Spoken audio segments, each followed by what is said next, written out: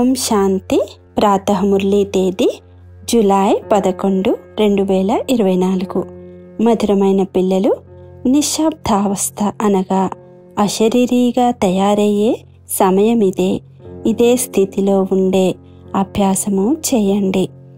ప్రశ్న: అన్నింటికంటే ఉన్నతమైన గమ్యమేది? అది ఎలా ప్రాప్తిస్తుంది? జవాబు: సంపూర్ణ పావనంగా అవ్వడమే ఉన్నతమైన గమ్యము. కర్మేంద్రియాలలో ఏమాత్రము చంచలత్వం ఉండరాదు. అప్పుడే సంపూర్ణ పావనంగా అవుతారు. ఇలాంటి స్థితిలో ఉన్నప్పుడే విశ్వరాజ్యం లభిస్తుంది. పైకి ఎక్కితే వైకుంఠరసం గ్రోలవచ్చు, దిగజారితే అని మహిమ కూడా ఉంది. అనగా రాజాధిరాజులుగా అవుతారు, లేకపోతే ప్రజలుగా అవుతారు. ఇప్పుడు నా వృత్తి ఎలా ఉంది? నా ద్వారా ఎలాంటి తప్పుడు పనులు జరగటం లేదు కదా అని పరిశీలించుకోండి. ఓం శాంతి. ఆత్మాభిమానులుగా అయ్యి కూర్చోవాలి. స్వయాన్ని ఆత్మగా భావించమని తండ్రి పిల్లలకు అర్థం చేయిస్తారు. సత్యయుగంలో ఆత్మాభిమానులుగా ఉంటారా లేక దేహాభిమానులుగా ఉంటారా అని బాబా ఆల్రౌండర్ను అడుగుతున్నారు. అక్కడైతే అంటే సత్యుగంలో వారంతట వారే ఆటోమేటిక్గా ఆత్మాభిమానులుగా ఉంటారు. క్షణక్షణము స్మృతి చేసే అవసరం ఉండదు. ఇప్పుడు ఈ శరీరము పెద్దదిగా పాతదిగా అయ్యింది. దీనిని వదిలి మరొకటి కొత్తది తీసుకోవాలని అక్కడ భావిస్తారు. సర్పము వలె ఆత్మ కూడా ఈ పాత శరీరాన్ని వదిలి కొత్తది తీసుకుంటుంది. భగవంతుడు ఉదాహరణలిచ్చి అర్థం చేయిస్తారు. మీరు మనుష్యులందరికీ జ్ఞానభూభూ చేసి తమ సమానంగా జ్ఞానవంతులుగా చేయాలి. దీని ద్వారా స్వర్గంలోని నిర్వికారీ దేవతలుగా అవుతారు. మానవుల నుండి దేవతలుగా చేసేదే ఉన్నతాతి ఉన్నతమైన విద్య. మానవులను దేవతలుగా చేశారనే మహిమ కూడా ఉంది. ఎవరు చేశారు? దేవతలు కాదు, భగవంతుడే మానవులను దేవతలుగా తయారు చేస్తారు. ఈ విషయాలు మనుష్యులకు తెలియదు. మీ లక్ష్యమేమిటని అన్ని చోట్ల అడుగుతారు. కాబట్టి లక్ష్యమును గురించి వివరిస్తూ చిన్న కాగితంలో ఎందుకు ముద్రించకూడదు? ఎవరైనా అడిగితే వారికి ఆ కరపత్రమును ఇస్తే వారు చదివి అర్థం చేసుకుంటారు. ఇప్పుడీ కలియుగి పతిత ప్రపంచంలో మహా అపారమైన దుఃఖముందని బాబా చాలా బాగా అర్థం చేయించారు. ఇప్పుడు మానవులైన మనకు సత్యయుగి పావనమైన మహాసుఖధామంలోకి తీసుకువెళ్ళే సర్వీసు చేస్తున్నారు, లేక మార్గమును చూపిస్తున్నారు. అద్వైత జ్ఞానమును ఇవ్వటం లేదు. వారు శాస్త్రాల జ్ఞానమును అద్వైత జ్ఞానమని భావిస్తారు. వాస్తవానికి అది అద్వైత జ్ఞానమేమీ కాదు. అద్వైత జ్ఞానమని వ్రాయడం కూడా తప్పే. వీరి ఉద్దేశమేమిటని వెంటనే అర్థమయ్యే విధంగా ముద్రించబడిన కరపత్రం ఉండాలి. కలియుగి పతిత భ్రష్టాచారి మనుష్యులను మేము అపార దుఃఖము నుండి వెలికితీసి సత్యయుగి పవిత్ర శ్రేష్టాచారి అపార సుఖ ప్రపంచంలోకి తీసుకువెళ్తాము. బాబా ఇలాంటి వ్యాసాలను పిల్లలకు ఇస్తారు. ఇలా స్పష్టంగా వ్రాయాలి.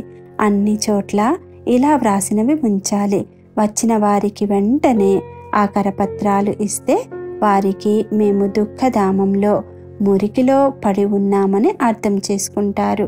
మేము కలియుగి పతితులుగా దుఃఖంలోని మనుష్యులుగా ఉన్నాము. మీరు మిమ్ములను అపార సుఖంలోకి తీసుకువెళ్తారని మనుష్యులు అర్థం చేసుకోరు. కాబట్టి ఇలాంటి ఒక మంచి కరపత్రము తయారు చేయాలి. మీరు సత్యయుగం వారా లేక కలియుగం వారా అని ఈ బాబా కూడా ఒక కరపత్రము ముద్రించారు. కానీ మానవులు అర్థం చేసుకోరు. రత్నాలను కూడా రాళ్ళని భావించి పడేస్తారు. ఇవి జ్ఞానరత్నాలు. వారు శాస్త్రాలలో రత్నాలున్నాయని భావిస్తారు.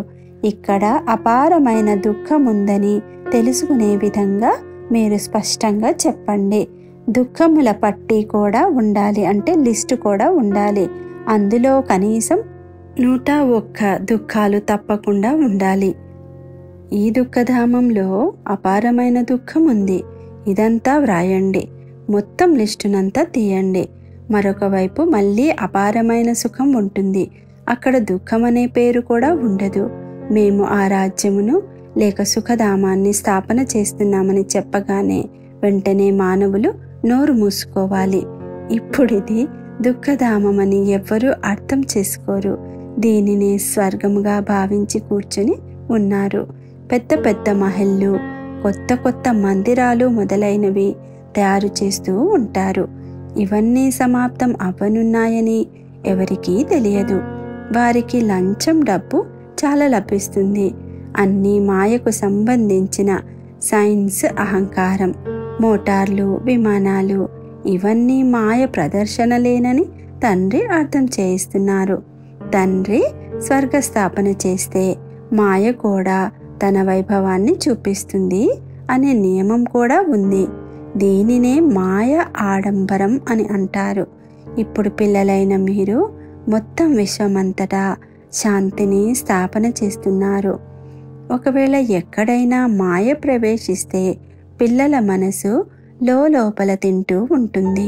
ఎప్పుడైనా ఎవరైనా ఇతరుల నామరూపాలలో చిక్కుకుంటే వీరు వికారులు అని తండ్రి అర్థం చేయిస్తారు. కలియుగంలో అంతా అనాగరికతయే, సత్యయుగంలో నాగరికత. దేవతల సన్ముఖంలో మీరు నిర్వికారులు, మేము వికారులమని అందరూ తల వంచి నమస్కరిస్తారు. కాబట్టి ప్రతి ఒక్కరూ తమ స్థితిని చూసుకోండని తండ్రి చెప్తున్నారు. గొప్ప గొప్ప మంచి మహారథులు కూడా మా బుద్ధి ఎవరి నామరూపాలలో వెళ్ళడం లేదు కదా అని స్వయంలో చూసుకోవాలి. ఫలాని వారు చాలా బాగున్నారు, ఇది చేస్తాము అని లోపల అనిపిస్తుందా? ఈ సమయంలో సంపూర్ణ పవిత్రులు ఎవరూ లేరని బాబాకు తెలుసు. ఏమాత్రమూ చంచలం అవ్వకుండా ఉండడం చాలా కష్టం. ఇలా ఎవరో అరుదుగా ఉంటారు. కళ్ళు ఎంతో కొంత తప్పకుండా మోసం చేస్తాయి. డ్రామా ఎవరిని త్వరగా నిర్వికారులుగా తయారు కానివ్వదు. మన కళ్ళు ఎక్కడా మోసం పోవడం లేదు కదా అని బాగా పురుషార్థం చేసి తమను పరిశీలించుకోవాలి. విశ్వానికి మాలికులుగా అవ్వడం చాలా ఉన్నతమైన గమ్యము. ఎక్కితే వైకుంఠ రసం గ్రోలుతారు అనగా ఎక్కితే రాజాదిరాజులుగా అవుతారు, కింద పడితే ప్రజలలోకి వెళ్ళిపోతారు. ఈనాడు దీనిని వికారీ ప్రపంచమని అంటారు. ఎంతటి గొప్ప వ్యక్తులైనా, మహారాణి అయినా ఎవరెక్కడ మమ్ములను చంపేస్తారో అని లోపల భయం ఉంటుంది. ప్రతి మనిషిలో అశాంతి ఉంది. కొంతమంది పిల్లలు కూడా చాలా అశాంతిని వ్యాపింపచేస్తారు. మీరు శాంతిని స్థాపన చేస్తున్నారు కాబట్టి మొదట స్వయం శాంతిగా ఉండండి. అప్పుడు ఇతరులలో కూడా బలం నిండుతుంది. అక్కడైతే చాలా శాంతిగా రాజ్యం నడుస్తుంది. కళ్ళు పవిత్రంగా అవుతాయి. ఈరోజు ఆత్మనైన నా వృత్తి ఎలా ఉంది అని పరిశీలించుకోండి అని తండ్రి చెప్తున్నారు. ఇందులో చాలా శ్రమ ఉంది. తమను తాము సంభాళించుకుంటూ ఉండాలి. అనంతమైన తండ్రికి కూడా ఎప్పుడూ సత్యం చెప్పరు. అడుగడుగునా తప్పులు జరుగుతూనే ఉంటాయి. ఏమాత్రము చెడు దృష్టితో, క్రిమినల్ దృష్టితో చూసినా, తప్పు జరిగినా వెంటనే నోట్ చేసుకోండి. పూర్తిగా సరిదిద్దుకునే వరకు 10-20 తప్పులు రోజు చేస్తూనే ఉంటారు. కానీ సత్యం ఎవరూ చెప్పరు. దేహాభిమానం ద్వారా ఏదో ఒక పాపం తప్పకుండా జరుగుతుంది. అది లోపల తింటూ ఉంటుంది. తప్పు అని దేనినంటారో కూడా కొందరికి అర్థం కాదు. జంతువులకేమైనా అర్థమవుతుందా? మీరు కూడా ఈ జ్ఞానము తెలియకముందు కోతి బుద్ధి కలవారిగా ఉండేవారు. ఇప్పుడు కొందరు 50%, కొందరు 10%, కొందరు కొంత శాతం పరివర్తన అవుతూ ఉంటారు. ఈ కళ్ళు అయితే చాలా మోసం చేస్తూ ఉంటాయి. అన్నింటికంటే కళ్ళు తీవ్రమైనవి, చురుకైనవి. ఆత్మలైన మీరు శరీరం లేకుండా వచ్చారని తండ్రి చెప్తున్నారు. అప్పుడు శరీరం లేదు. ఇప్పుడు ఏ శరీరం తీసుకుంటామో, ఏ సంబంధంలోకి వెళ్తామో మీకు తెలుసా? ఏమీ తెలియదు. గర్భంలో మౌనంగా, నిశ్శబ్దంగా ఉంటుంది. ఆత్మ పూర్తిగా మౌనంగా అయిపోతుంది.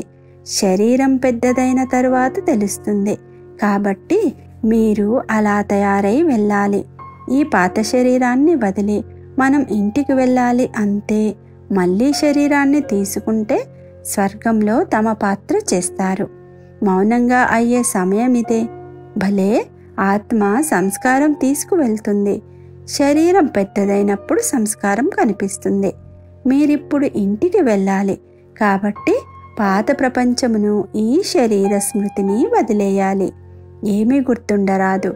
చాలా పథ్యముండాలి. ఆంతరికంలో ఏముంటుందో అదే బయటకు వస్తుంది. శివబాబాలో కూడా జ్ఞానం ఉంది. నా పాత్ర కూడా ఉంది. జ్ఞానసాగరా అని నా గురించే మహిమ చేస్తూ ఉంటారు. కానీ అర్థమేమీ తెలియదు. మీరిప్పుడు అర్థసహితంగా తెలుసుకున్నారు. మిగిలిన ఆత్మల బుద్ధి పైసాకు పనికి రాకుండా పోతుంది. తండ్రి ఇప్పుడు ఎంత బుద్ధివంతులుగా తయారు చేస్తారు. మానవుల వద్ద కోట్ల కొలది లెక్కలేనంత ధనం ఉంది. ఇది మాయ, డాంభికం కదా. విజ్ఞానంలో మనకు పనికి వచ్చే వస్తువులు అక్కడ కూడా ఉంటాయి. తయారు చేయవారు అక్కడకు కూడా వెళ్తారు. వారు రాజుగా అయితే అవ్వరు. చివరిలో వీరు మీ వద్దకు వచ్చి ఇతరులకు కూడా నేర్పిస్తారు. ఒక్క తండ్రి ద్వారా మీరు ఎంతో నేర్చుకుంటారు. ఒక్క తండ్రియే ఎలాంటి ప్రపంచాన్ని ఎలా తయారు చేస్తారు. కొత్త వస్తువులను మొదట ఒకరు కనుకొని తర్వాత వ్యాపింపచేస్తారు. బాంబులు తయారు చేసేవారు కూడా మొదట ఒక్కరే ఉండేవారు. వీటి ద్వారా ప్రపంచం వినాశనం అవుతుందని భావించాడు. తరువాత ఇంకా తయారు చేయడం ప్రారంభించారు. అక్కడ కూడా విజ్ఞానం కావాలి కదా. ఇంకా సమయం ఉంది. నేర్చుకుని తెలివైన వారిగా అవుతారు. తండ్రిని గుర్తిస్తారు. తర్వాత స్వర్గంలోకి వచ్చి నౌకర్లు, చాకర్లుగా అవుతారు.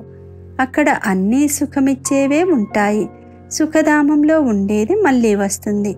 అక్కడ ఎలాంటి దుఃఖము, రోగాలు ఉండవు. ఇక్కడైతే అపారమైన దుఃఖముంది, అక్కడ అపారమైన సుఖముంటుంది. మనమిప్పుడు దానిని స్థాపన చేస్తున్నాము. ఒక్క తండ్రి మాత్రమే దుఃఖహర్త, సుఖకర్త. మొదట ఇలాంటి స్థితి స్వయంలో ఉండాలి. కేవలం పాండిత్యం కాదు. అటువంటి పండితుని కథ ఒకటుంది. రామనామం జపిస్తే దాటిపోతారు అని చెప్తాడు. అది ఇప్పటి విషయమే. మీరు తండ్రి స్మృతి ద్వారా విషయసాగరం నుండి క్షీరసాగరంలోకి వెళ్ళిపోతారు. ఇక్కడ పిల్లలైన మీ స్థితి చాలా బాగుండాలి. యోగ బలము లేకుండా చెడు దృష్టి ఉంటే వారి బాణం తగలదు. కనులు పవిత్రంగా ఉండాలి. తండ్రి స్మృతిలో ఉండి ఎవరికైనా జ్ఞానమిస్తే బాణము తగులుతుంది. జ్ఞాన ఖడ్గానికి యోగమనే పదును ఉండాలి. జ్ఞానము ద్వారా ధన సంపాదన జరుగుతుంది. శక్తి అంటే స్మృతిదే. చాలామంది పిల్లలు అసలు స్మృతే చేయరు. తెలియనే తెలియదు. ఇది దుఃఖధామము, సత్యయుగం సుఖధామము అని మనుషులకు అర్థం చేయించమని తండ్రి చెప్తున్నారు. కలియుగంలో సుఖమనే పేరే లేదు. ఒకవేళ ఉండినా కాకిరెట్టకు సమానమైన సుఖముంది. సత్యయుగంలో అయితే అపారమైన సుఖముంటుంది. మానవులు అర్థం చేసుకోరు. ముక్తి కొరకే తలకొట్టుకుంటూ ఉంటారు. జీవన్ముక్తిని గురించి ఎవ్వరికీ తెలియదు. కాబట్టి జ్ఞానం కూడా ఎలా ఇవ్వగలరు? వారు వచ్చేదే రజో ప్రధాన సమయంలో. మరి వారు రాజయోగమును ఎలా నేర్పిస్తారు? ఇక్కడైతే సుఖం కాకిరెట్టతో సమానంగా ఉంది. రాజయోగం ద్వారా ఏం జరిగిందో కూడా తెలియదు. ఇదంతా డ్రామాలో జరుగుతూ ఉందని పిల్లలైన మీకు తెలుసు. వార్తాపత్రికలలో కూడా మిమ్ములను నిందిస్తూ వ్రాస్తారు. ఇది కూడా జరగాల్సిందే. స్త్రీలపై అనేక రకాలైన అత్యాచారాలు జరుగుతూ ఉంటాయి. ప్రపంచంలో అనేక రకాల దుఃఖముంది. ఇప్పుడు ఎవ్వరూ సుఖంగా లేరు. భలే, ఎంత గొప్పవంతులైనా జబ్బు పడితే, గుడ్డివాడైతే దుఃఖముంటుంది కదా. దుఃఖాల లిస్టులో ఇవన్నీ వ్రాయండి. రావణ రాజ్యం కలియుగ అంతిమ సమయంలో ఇవన్నీ ఉంటాయి. సత్యయుగంలో దుఃఖమిచ్చే విషయం ఒక్కటి కూడా ఉండదు. సత్యయుగమైతే ఒకప్పుడు ఉండి వెళ్ళిపోయింది కదా. ఇప్పుడిది సంగమయుగము. తండ్రి కూడా సంగమయుగంలోనే వస్తారు. 5000 సంవత్సరాలలో మనం ఏ ఏ జన్మలు తీసుకుంటామో కూడా మీకు తెలుసు. సుఖము నుండి మళ్ళీ దుఃఖంలోకి ఎలా వస్తామో మీరిప్పుడు అర్థం చేసుకున్నారు. ఎవరి బుద్ధిలో జ్ఞానమంతా ఉందో ధారణ చేస్తారో వారు అర్థం చేసుకుంటారు. తండ్రి పిల్లలైన మీ జోలెను నింపుతారు. దానము చేస్తే ధనం తరగదు అని మహిమ కూడా ఉంది. దానం చేయకుంటే వారి వద్ద లేనట్లే, తర్వాత లభించను కూడా లభించదు. ఇదంతా లెక్కాచారం కదా.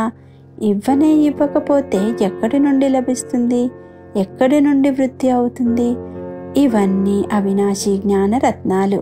ప్రతి విషయంలో నెంబర్ వారుగా అయితే ఉంటారు కదా. ఇదంతా మీ ఆత్మిక సైన్యము. కొన్ని ఆత్మలు వెళ్ళి ఉన్నత పదవి పొందుతాయి, కొందరి ఆత్మలు ప్రజా పదవిని పొందుతాయి. కల్పము ముందు పొందుకున్న విధంగా పొందుతారు. అచ్చా, మధురాతి మధురమైన అపురూపమైన పిల్లలకు నంబర్ వారు పురుషార్థానుసారము మాతాపిత బాపు దాదాల హృదయపూర్వక ప్రేమతో ప్రియ స్మృతులు మరియు గుడ్ మార్నింగ్. ఆత్మిక పిల్లలకు ఆత్మిక తండ్రి నమస్తే. ధారణ కొరకు ముఖ్య సారము: 1. తమను తాము సంభాళించుకునేందుకు అడుగడుగునా పరిశీలించుకోవలసిన విషయాలు. 1. ఈరోజు ఆత్మనైన నా వృత్తి ఎలా ఉంది? కళ్ళు పవిత్రంగా ఉన్నాయా? 2. దేహాభిమానానికి వశమై ఏ పాపం జరిగింది? ఇప్పుడు 2వ పాయింట్: బుద్ధిలో అవినాశి జ్ఞానధనాన్ని ధారణ చేసి ఇతరులకు దానం చేయాలి. జ్ఞాన ఖడ్గములో స్మృతి అనే పదును తప్పకుండా నింపాలి. వరదానము: సత్యత యొక్క అథారిటీని ధారణ చేసి అందరినీ ఆకర్షించే నిర్భయ మరియు విజయీ భవ. పిల్లలైన మీరు సత్యత యొక్క శక్తిశాలి శ్రేష్టమైన ఆత్మలు. సత్యమైన జ్ఞానము, సత్యమైన తండ్రి, సత్యమైన ప్రాప్తి, సత్యమైన స్మృతి, సత్యమైన గుణాలు, సత్యమైన శక్తులు అన్నీ ప్రాప్తించాయి. ఇంత గొప్ప అథారిటీ యొక్క నశ ఉంటే ఈ సత్యత యొక్క అథారిటీ ప్రతి ఆత్మను ఆకర్షిస్తూ ఉంటుంది. అసత్యమైన ఖండములో కూడా ఇటువంటి సత్యతా శక్తి కలిగిన వారు విజయులుగా అవుతారు. సత్యత యొక్క ప్రాప్తులు ఖుషి మరియు నిర్భయత. సత్యం మాట్లాడేవారు నిర్భయులుగా ఉంటారు. వారికి ఎప్పుడూ భయం ఉండదు. స్లోగన్: వాయుమండలాన్ని పరివర్తన చేసేందుకు సాధనము పాజిటివ్ సంకల్పాలు మరియు శక్తిశాలి వృత్తి. ఓం శాంతి.